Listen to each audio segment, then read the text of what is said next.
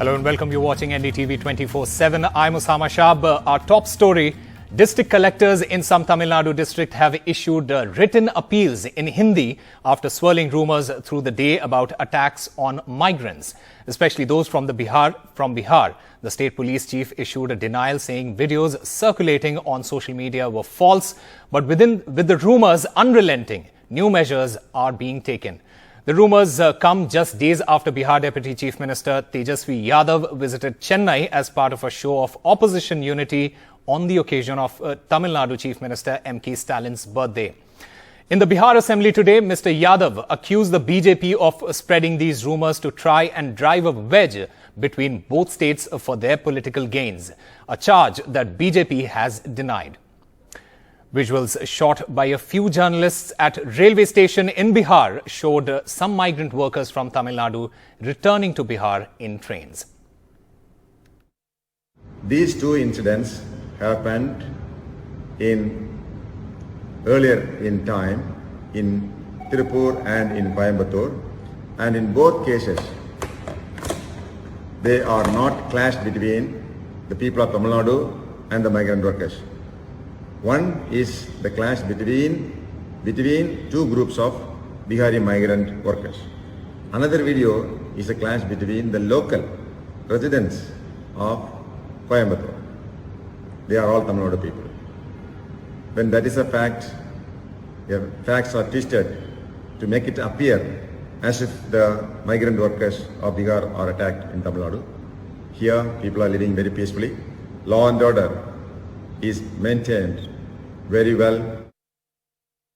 कई बार हमने पहले भी कहा कि इन लोगों का काम केवल अफवाह उड़ाना और नकारात्मक सुन लीजिए ना, आप बोलिएगा ना भाई, बैठिए ना।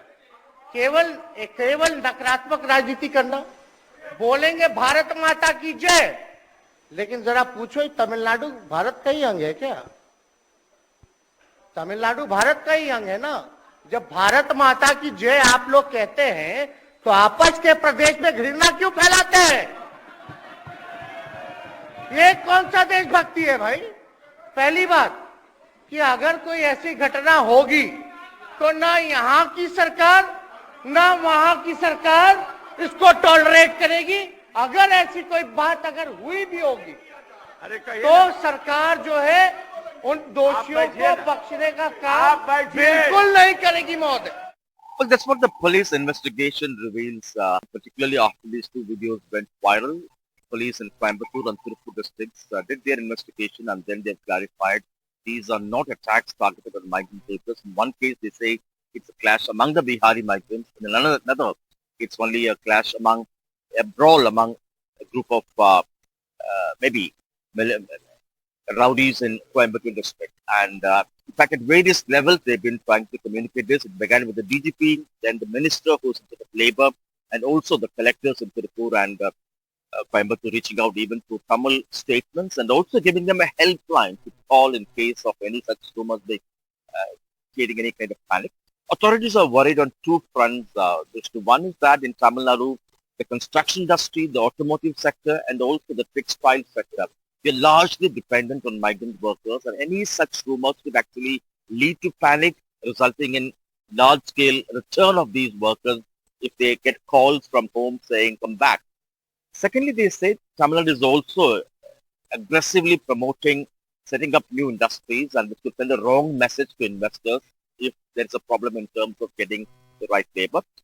Thirdly, they point out for ages Tamil Nadu has been welcoming migrant workers. There's no reason why there should be any such anger suddenly. They say because of Tamil Nadu's high degree of education, there's always been a dearth of skilled labor when it comes to manual labor, when it comes to low-paid jobs. So that's why these youngsters, particularly from northern part of India, they fit in and they are in huge demand. And there are some issues in terms of payment which could lead to friction sometimes in terms of migrant workers being paid less and employers increasingly looking at them as preferred employees than the local population. But at no point the government says this lead to any kind of targeted attacks, and these are completely rumors, and they're also verifying who spread these rumors to make sure they will take action to prevent this kind of things going out of control at any point in time. In an exclusive interview to NDTV, former Solicitor General of India Harish Salve said that he welcomes the Supreme Court's order for appointing a panel into Adani Hindenburg row. Mr. Salve also said that the probe needed in a time-bound manner. Remember, the Supreme Court, in a landmark verdict on Thursday, had ruled that the appointment of the CEC and EC will be done by the President on the advice of a committee comprising the Prime Minister, Leader of Opposition in the Lok Sabha and the Chief Justice of India.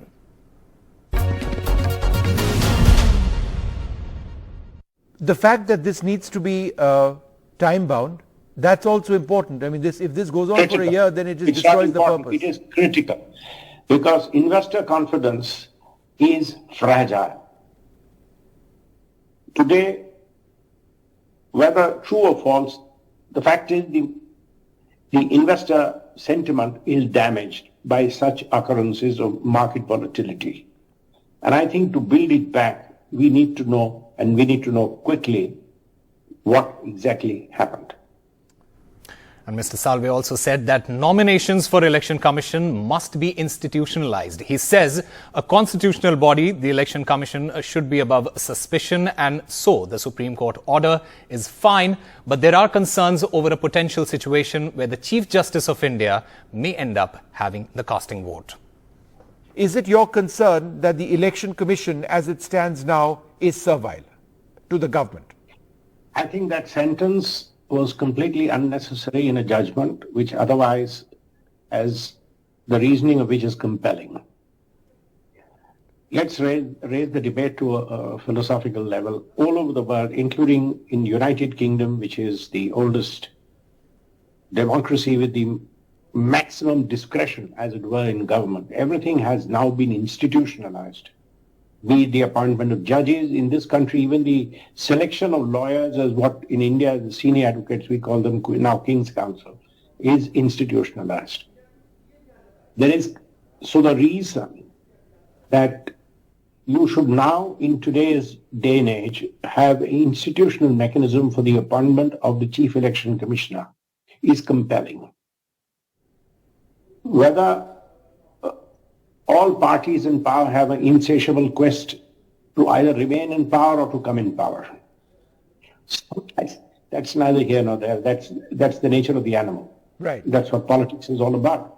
I think the more compelling reason is today the democracy is based on legitimacy of government, and legitimacy of government is imparted by a public perception of free and fair elections. So to impart this legitimacy to government, you must have an election commission who, like Caesar's wife, is above suspicion. So, Mr. And that Salve, is why institutionalism. An eye-popping mountain of cash worth rupees 6 crore was found after searches at the home of a Karnataka BJP MLA and his bureaucrat's son, in a huge embarrassment for the party trying to woo voters for elections later this year. The anti-corruption wing of the Lokayut, the state's ombudsman, raided the home of BJP MLA Madal Virupakshappa's son, Prashant Madal, and found the huge pile of cash.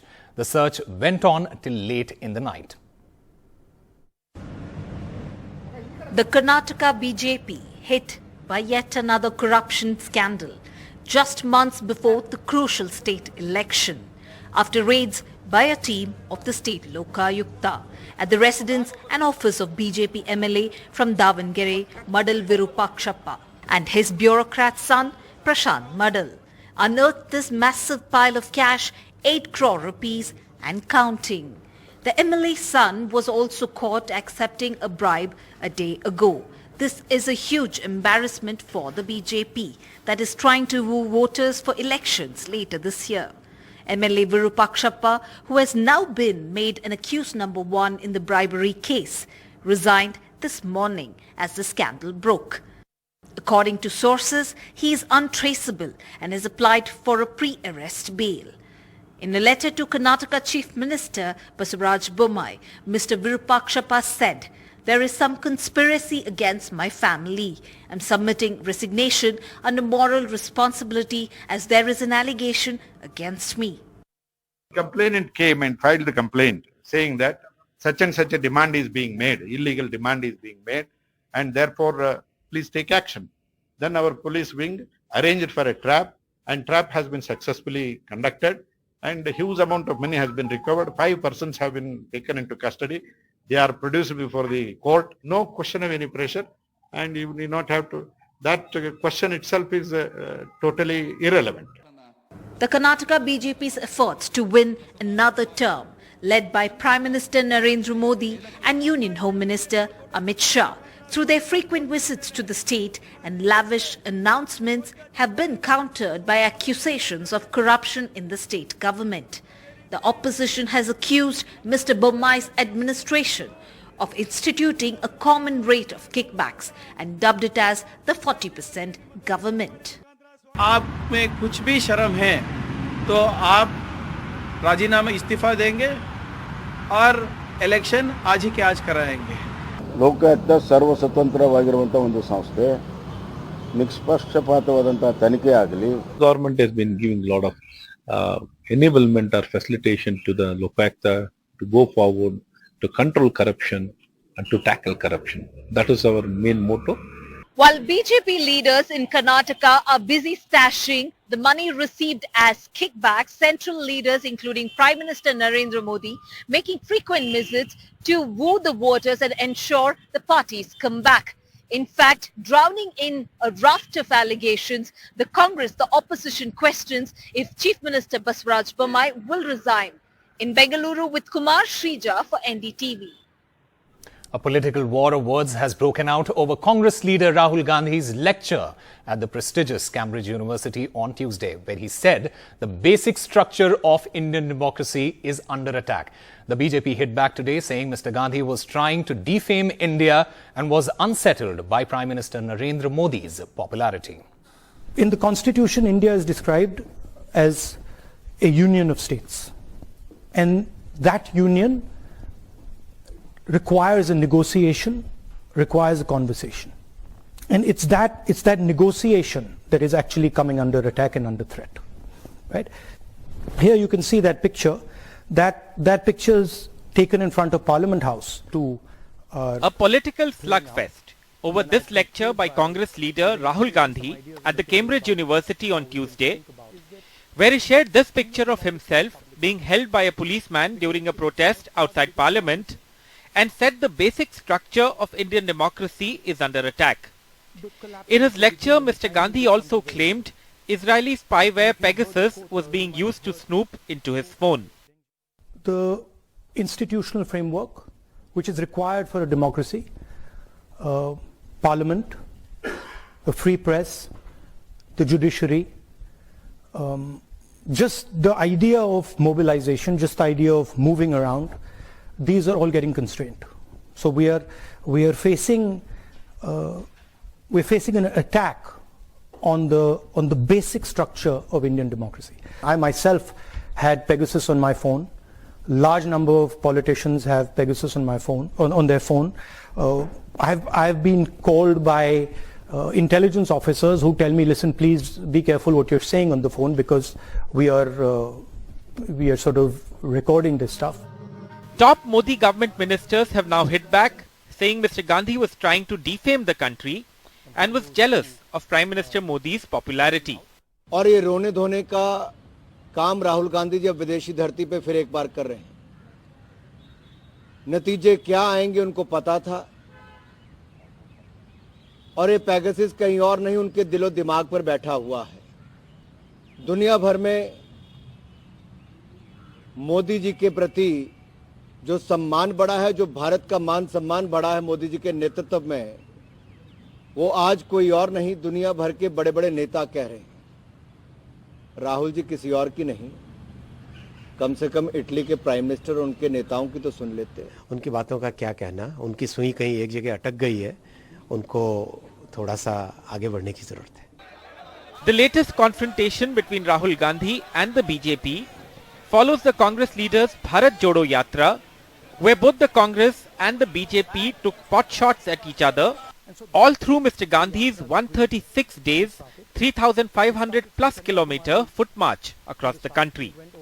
Bureau Report, NDTV. I know how to solve your problem. That's the Chief Justice of India D.Y. Chandrachud today spoke about being trolled in the age of social media at a lecture on law in the age of globalization at New Delhi. For every little thing that we do, and believe you me, as judges we are no exceptions to this, because for everything that you do, you face the threat of being trolled by someone who doesn't share your point of view. We live today in an age where people are short on their patience and they are short on their tolerance. They are short on their patience, which is a reminder to me to be brief. But people are also short on the tolerance because we're not willing to accept perspectives which are different from our own. And the Chief Justice of India also spoke about appointing more women judges to the Supreme Court and the High Courts. I'm often asked about why we can't have more women judges in the Supreme Court than we have. Or why can't we have more High Court judges from amongst the women that we have? And my answer is not simple. The answer is a little complex, but I hope it has a germ of truth. The state of our institutions today in terms of inclusion, of diversity, reflects the state of the profession, say 2 decades ago. Because the judges who come into the High Courts today, in 2023, or the judges who come into the Supreme Court in 2023, reflect the state of the bar at the beginning of the millennium. We'll slip into a short break. News continues on the other side.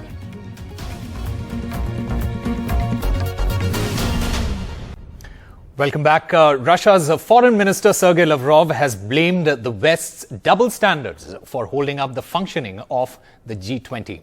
Meanwhile, the leaders of the Quad, India, the US, Australia and Japan, they indirectly hit out at China for attempts to block individuals from being named as globally designated terrorists at key UN forums.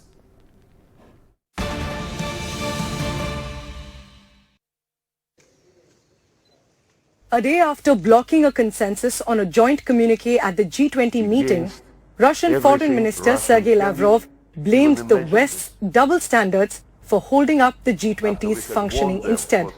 A combative Lavrov clearly underlined that Russia will not allow the G20 to discuss Ukraine. For all these long years, whether G20 ever reflected in those declarations situation in Iraq, in Libya, in Afghanistan, or in Yugoslavia. Nobody was giving a damn about anything except finances and macroeconomic policies, which G20 was formed for. These days, when it is not something which the West is doing, believing this, that it's right, when Russia has, after many years of warnings, started to defend itself, there is nothing except Ukraine which is of interest for G20. It's a shame. It's a shame, and this policy would fail. Meanwhile, as Russia continues to get support from Beijing, China itself has come under the scanner of the Quad.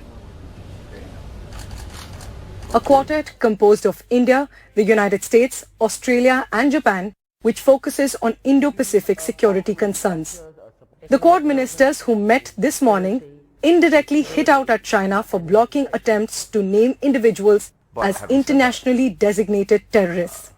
In the last 1 year, China has blocked such attempts on 4 occasions, a setback for New Delhi's attempts at blacklisting terrorist organizations in Pakistan. One of the outcomes we agreed on was that the listings of terrorists, the counter-terrorism side listings should not be politicized. These were some of the outcomes. So, there were a lot of things which I can't tell you. But this is the public side of what we can tell you. So I thought collectively I should be putting it out. The Japanese foreign minister, who couldn't attend the G20 meeting, travelled to India for the Quad gathering and drew a musical analogy to convey the Quad group's frankness and flexibility. This is a kind of, not a band like the Beatles. The member is fixed and they always play together in 10 years. But this is more like a more kind of soft group, so that even within the Beatles, Paul McCartney can release the album by solo. India hosted the Quad ministerial meeting, which will be followed by a Quad summit later this year in Australia. The unstated but understood focus of the Quad is to counter Chinese aggression in the Indo-Pacific, an issue that is even more critical for a country like India that has China as a neighbor and an unresolved boundary issue with China. After his meeting with his Chinese counterpart, Qin Gang, for the first time on Thursday, External Affairs Minister S. Jaishankar very categorically pointed out that the relationship between the two countries overall will continue to remain abnormal so long as the friction in eastern Ladakh at the LAC is not resolved. However, China has once again tried to downplay this issue by saying that the border issue needs to be seen appropriately in the entire gamut of the bilateral relationship. With camera person Kanan Patra, this is Maha Siddiqui in Delhi for NDTV. In a bid to increase tactical mobility along sensitive border areas, including borders with China, the Indian Army has started testing jetpack suits developed by a British company, Gravity Industries. A demonstration of the device was held at the Indian Army Airborne Training School in Agra. Officials announced this on Tuesday. Taking to Twitter, the Indian Aerospace Defence News shared a video showing Gravity Industries founder Richard Browning giving a demo of its jetpack system and flying over a water body and fields in Agra on Monday.